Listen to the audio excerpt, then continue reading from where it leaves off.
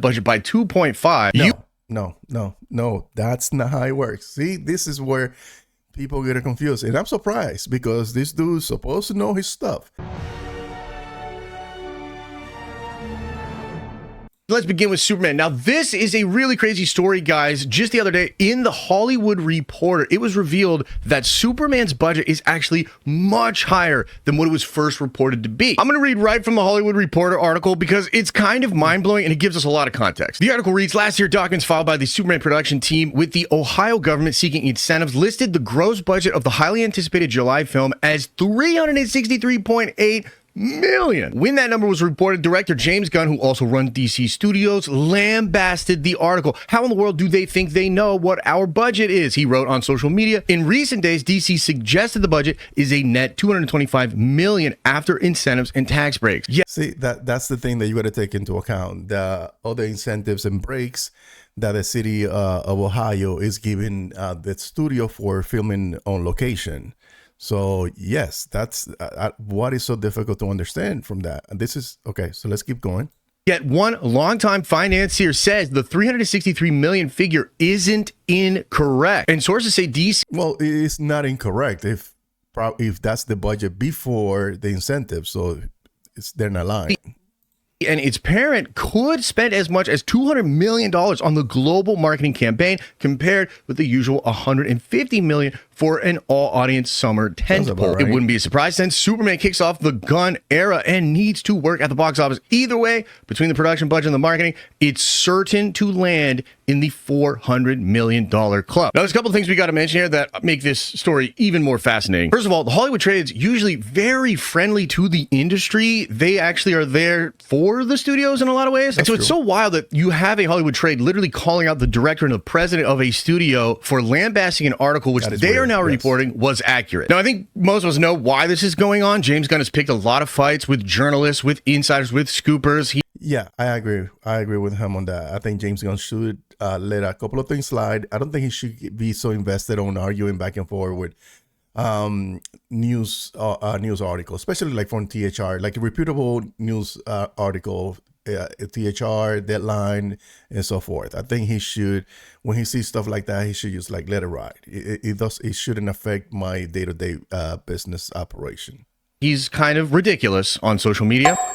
Well, I'm fine with when he calls you out for bullshit because I think he does a lot of rage baiting when it comes to social media. And James Gunn had called him out once, and I think James Gunn had called out multiple scoopers, fake scoops. And to me, that's fine. To me, that's fine. I don't mind those. I don't mind when he calls out these fake scoopers, whether it's him, the Snyders, or whoever it is that is making them. What's the name of the other lady? Grace Randolph. So whenever he calls out all these scoopers, I'm fine with that. But I think he should lay off social media when it comes to trying to go against the press. You cannot go against the press. The press will turn on you, and it's not going to be pretty. So I think, frankly, he's pissed a lot of people off. This is kind of unusual reporting. And what makes it even more interesting is... That's what I'm saying. It's unusual reporting, and it's because the press now has it out for him. A different Hollywood trade, albeit a less prestigious one, The Wrap. He said, albeit less prestigious. That was funny. Recently reported an article confirming that $225 million number, which the Hollywood Reporter is now saying was DC trying to get us to think that was the number. Like, it's right there in their article. It says in recent... It's the article is weird because they try to make it look like the studio's making stuff up as far as getting the tax breaks and incentives. DC suggested the budget is a net $225 million after incentives and tax breaks. That's referring to Humberto Gonzalez's article. So what does this mean? What is happening? Well, it basically means that they spent a shit ton of money making this Superman movie. And it's looking like, according to the Hollywood Reporter, the budget total, including marketing, is going to get to $400 million. Now, if I do some quick math here and use the sort of rule of thumb for box office returns and multiply that budget by 2.5... No, that's not how it works. See, this is where people get confused, and I'm surprised because this dude's supposed to know his stuff. Like, you do not say it's the budget of the film plus the marketing, and then times 2.5. That's not how it works, because the 2.5, the multiplier of the budget, or 225, then times 2.5 factors in the marketing.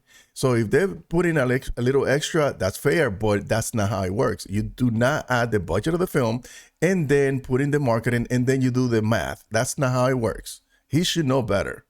You are at $1 billion. What that literally means is the Superman movie would have to make at least $1 billion. No. This is all fucked up. This is all wrong. This is all wrong, dude. This is all wrong. Dollars. I'm gonna let him finish. Break even, guys, to break even, not even to be profitable. But here's the thing, to be absolutely fair to Gunn, this is not particularly unusual for launching a big cinematic universe. I think the truth is this movie doesn't have to itself be a fiscally responsible endeavor if it paves the way for multiple other projects that will make the studio money. Like That's why they are aiming for that 700. Like anything above 700 is just a huge win for them, because they are willing to say, you know what, we don't have to make a huge profit. We just need to establish this brand and put it in people's mind that this is a whole brand new universe. I don't know what's going on here. David Zaslav won an MCU. He was very clear about that. And this is the first film in this new cinematic universe. It is the first film of a new studio, DC Studios, which again was sort of Zaslav's idea to replicate what Marvel Studios had. And so what I'm trying to say here is that I don't even think this movie needs to be profitable to be successful. We have another great example of a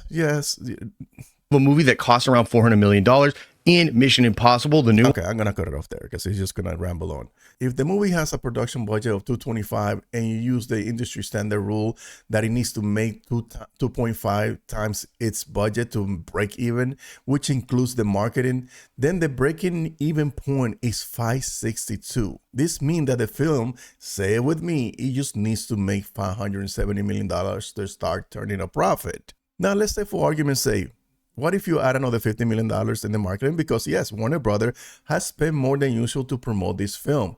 This will be put in the film, the total cost, to $612 million. Then you need to hit at least $630 million at the box office to break even, and anything after that, say it with me again, it's profit. And this is why the less prestigious site, The Wrap, reported that the film just needed to make around $700 million to be considered a financial success. That will give the film a breathing room for profit after recovering all the costs associated with this film.